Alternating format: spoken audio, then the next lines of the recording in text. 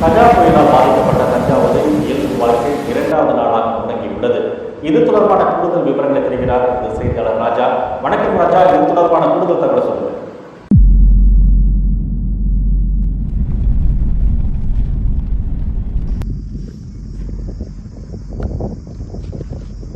எடுத்து evidence file போட்டு forensic அனுப்புகிறேன். எனக்கு நெக்ஸ்ட் ஈவினிங் ஃபாரன்சிக் ரிப்போர்ட் என்னன்னு தெரியாது.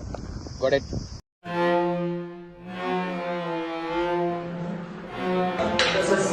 நான் எதுவும் பண்ணல சார். அவன் தான் சார் மெயின் சார். அவன் புரியுது சார்.